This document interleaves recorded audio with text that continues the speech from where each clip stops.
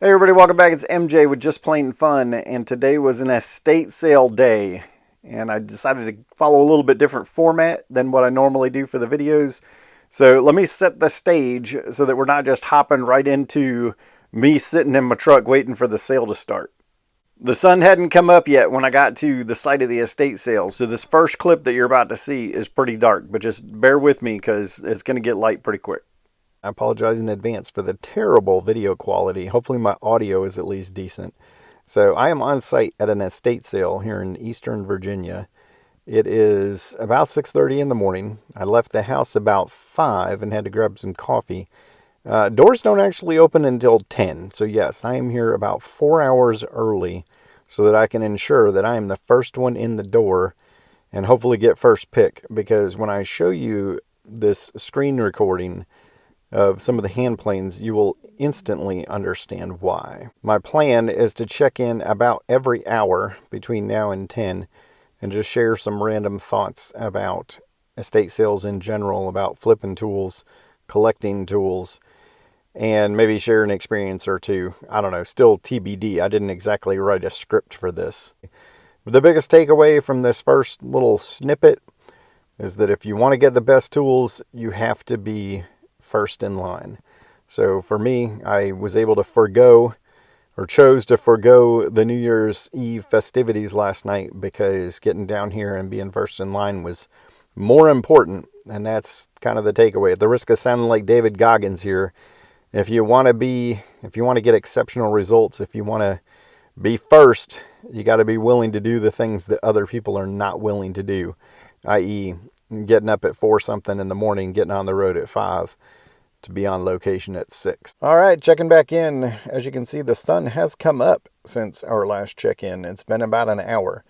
I have not talked again to the folks who are running the sale. I'm hoping to catch them sometime between now and the next check-in.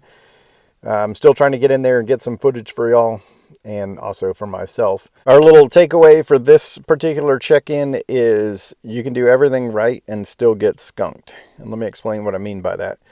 You can do all the things I talked about in the first one. You can get up early before everybody else is awake, even on New Year's Day. You can make the drive. You can be first in line, and you can get in there, and if the prices aren't right, you can still get skunked and end up leaving with little or nothing. And you just kind of have to accept that. And checking back in, it's been about another hour. We are closing in. It's roughly, let's say, an hour and a half-ish before doors open. I got all the workers showing up. And they're just trying to get everything organized, which is cool. I did talk to Miss Renee, and she's potentially going to let me in to get some footage. Of course, y'all will be the first to know. Our little takeaway from this check-in is make friends. And for an introvert like me, that's not always easy, but go out of your way to be kind to the folks who are working the estate sale. Because whether it's this sale or the next one or the one after that, these people are folks that you want to know. You want to be in good with them. You want to have a good rapport with them. And along the same lines, try to make friends with some of the other folks in line. I've done that quite a bit over the years. And honestly, some of my best local friends around here have been folks that I've stood in line with for sometimes a very long time at estate sales. And those are the same folks that'll tip you off maybe if you've got that kind of relationship about one that maybe you didn't see or didn't know about. So in other words, whether you're a collector, a user, a flipper, or maybe a little bit of all of those, networking is key. This is going to be my last check-in before go time. Hopefully the next time I check in, I will have some tools, but I'm going to bring you all up to speed real quick. I did get my number, and of course I am number 1. Don't read anything into that. I got here 4 hours early. The next person didn't show up until 2 hours early, or 2 hours before the doors open. So I might have overshot that one a little bit, and that's okay. Been staying pretty busy. Still have not gotten in there to get the footage yet, but I'm hoping that maybe that'll still happen. My free unsolicited advice for this check-in is bring a good-sized bag and or a box or two. If you know what you're after, obviously in my case it's going to be tools. If you're watching this, it's probably tools for you too. But bring a big bag or a box, because there's nothing more frustrating than you get your hands on 4, 5, 6, 7 tools and you can't hold them all, and you're trying to like tuck them under your arm and put them with the estate sale folks and ask them to watch them, which is just sketchy. So bring a box. I did bring one. I'm still unsure because it's a big box. So it looks like I've got a lot of wishful thinking going on, and we're just going to see what happens. A lot of people have showed up since the last check-in. There's quite a line forming, including some good friends of mine that I mentioned in the last one about networking. Folks that I met actually standing in line at estate sales. And it was just kind of that knowing nod when we saw each other. Yep, kind of figured we'd see you there. So this is going to be the last check-in. And here's that footage that was promised. These are mostly power tools, as you can see. There's a couple hand tools there. But the gentleman was obviously a hybrid woodworker, worked with both hand tools and power tools. Quite a variety of stuff here, some hardware, toolboxes. He also did reloading as well. And here are some Lee Nielsen tools. Those are always fun to find, fun to shop for, I mean, fun to look at. There's a number 55 that's nearly complete. Here's that tool wall. Y'all saw the screen capture earlier. And it's day one, so I mean the prices, you can kind of expect them to be a little bit on the higher side, but some of this stuff is going to sell today, so let's see what happens. Alrighty, we're going to call that a success. We're going to call it a good day. Nothing like some Lee Nielsens in the original boxes. So our next check-in is going to be back in the shop, and I'll show you what I got. As promised, we're back in the shop. Let's take a look. I know I've mentioned this in other videos before, but I'm going to keep beating this horse. If you have a chance to pick up these consumable stuff that you use in your shop like this, and it's cheap, i.e. $5 a pack for 15 discs, you always got to jump on that. The estate sales are the best place to find like random loose hardware and then consumables like this.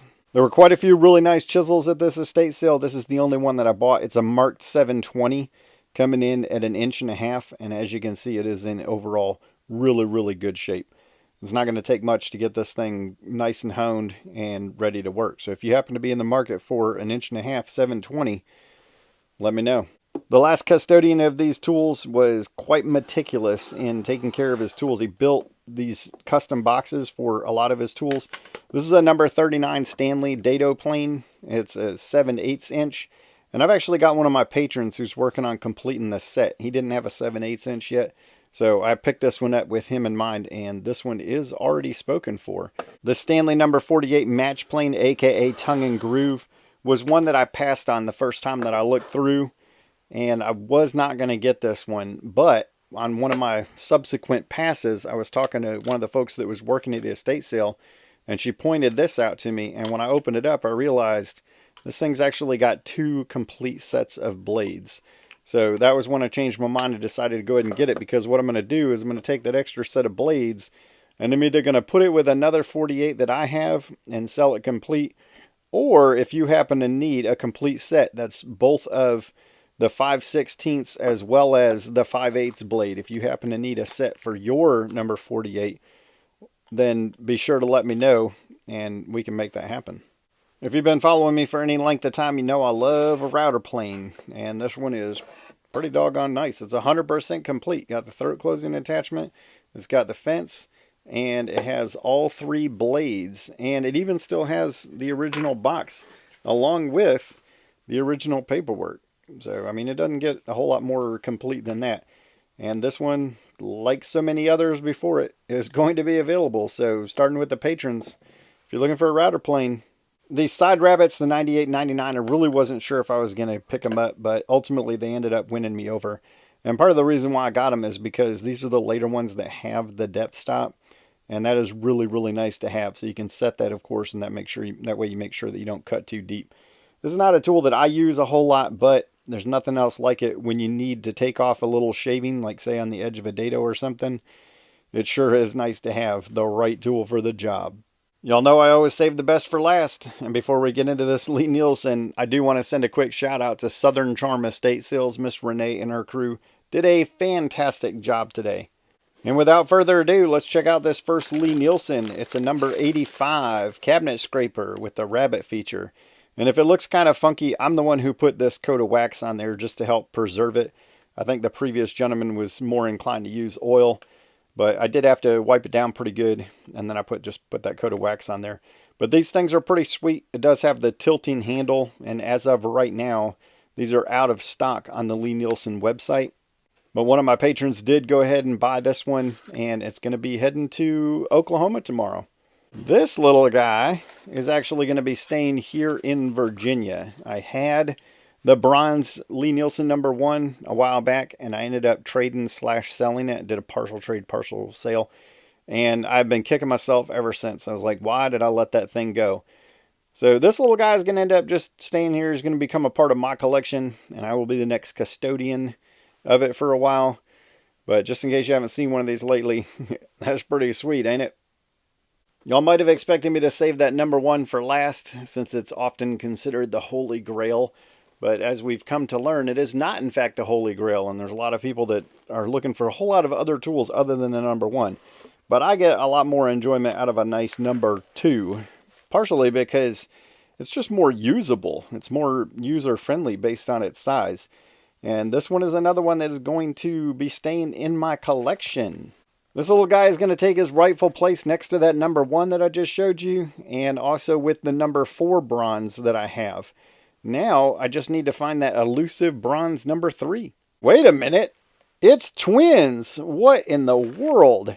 This is the current bronze #2 that I have in my collection, but this one is actually going to go on to a new home.